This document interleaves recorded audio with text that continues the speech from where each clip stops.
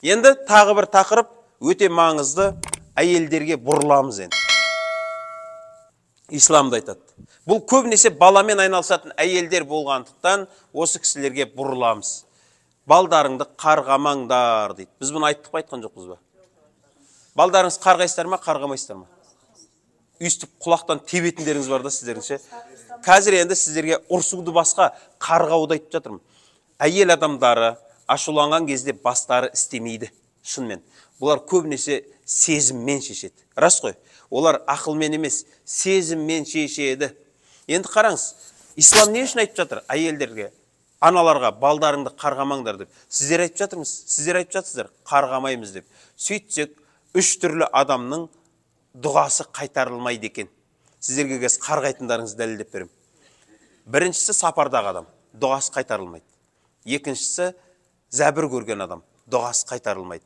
Үшіншісі анау сөз далбаса, әкенің қарғысы оқ, шешенің боқ далбаса.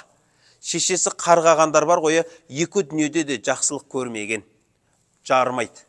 Шешесінің разылығын алмаған, қарғысын алған адамдардың құлшылықтары қабыл болмайды. Оны біз ертеңгі сабақта айтамыз. Ертеңгі сабаққа бәріміз жиналайық. Ертеңгі сабақ, соңғы сабақ, Пайғамбар саллаллаху алейхи вассаламның құлшылығы пайда бермейтін 4 адам жайлы ауыр хадисін айтамыз. Бұл кейбір адамдарға ауыр тиюі мүмкін, бірақ ол менің проблемам емес. Егер біреуге ауыр тиіп жатса, ол сенің проблемаң. Мысалы, темекі шегетіндер жайлы айтсақ, қазір кейбір адамдардың түрлері бұзылады. Сразу түсінікті ол темекі шегеді. Темекі шекпейтін адамдар температура жетпейді, отыра береді. Сол сияқты ертеңгі сабақта айтамыз оны.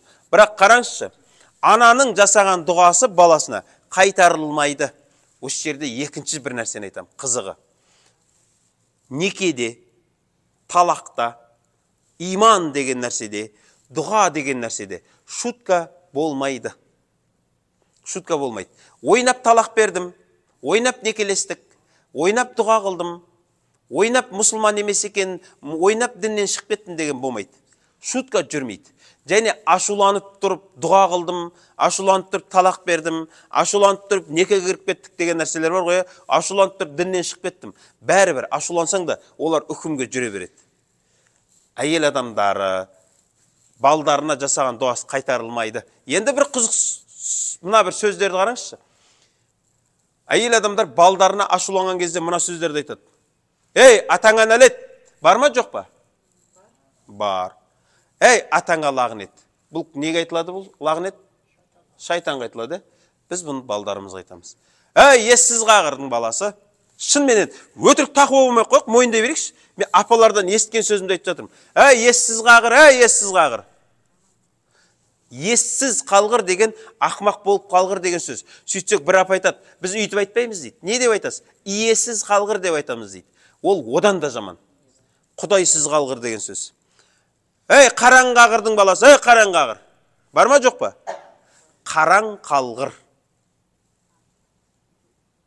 Одан кейін шынымен ауыр болса да айтайын, апалардан мынау сөз естігем. Көмгенде күлгір. Көмгенде күлгір. Мен әйелдерден естіген сөзімді айтып жатырмын. Көмгенде күлгір деген сөздің негізгі мынандай расшифровать ететін болсаң, бұл сөзді мынау дүниеден күлмей өткір деген сөз ғой. Одан кейін мойындаңыздар, сіздер айтасыздар балдарыңызға. Ей, тұқымын құрғырдың баласы. Ей, тұқымын құрғыр. Айтамыз ғой. Естігенді айтып жатырмын мен. Ей, тұқымын құрғыр. Мағынасы қандай? Ұрпақсыз қалғыр деген сөзге келмей ма? Келеді. Ей, жер тартқыр. Ей, жер тартқырдың баласы. Жер тартқыр. Мен именно біздің қазақ апалардың аузынан шыққан сөзді айтып жатырмын. Жер тартқыр деген сөз не деген сөз? Бұл енді өл деген сөзге келмей ма? Міне, осы сөздер бәрі қарғыс қоя.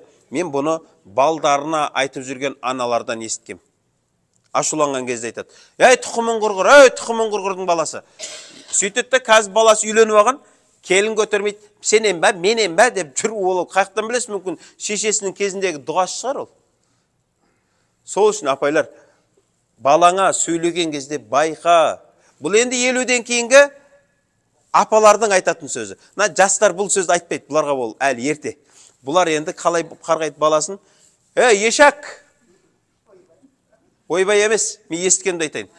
Хайуан, ешек, маймыл, ит, шошқа, берге бер ешек. Бұны бізге ұстаз айтатын. Балдарыңды хайуанның атымен атамаңдар.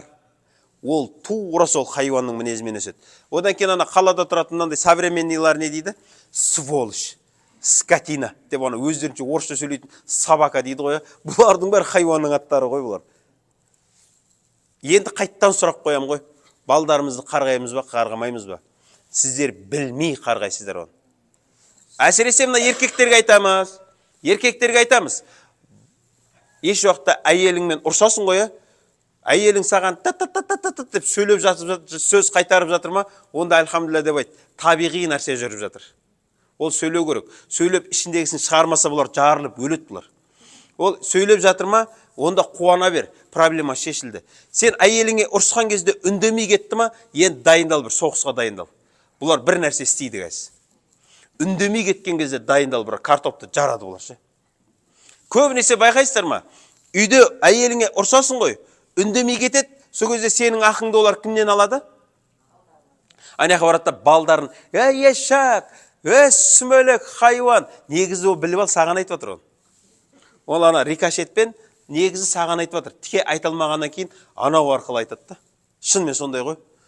Бірақ сол екі арада баланы қанша қарғап тастайды. Міне, апайлар, балдарымызға қараңызшы. Тұқымың көбейгір десең не? Бірде мен кетем, а? Бай болғыр, бар болғыр. Әкім болғыр деп айта беріңіздер. Жаман ба әкім болса, мәшінемен тасып жүрер. Міне, осы нәрселерге мән берейік. Бұл біздің өте үлкен ауру.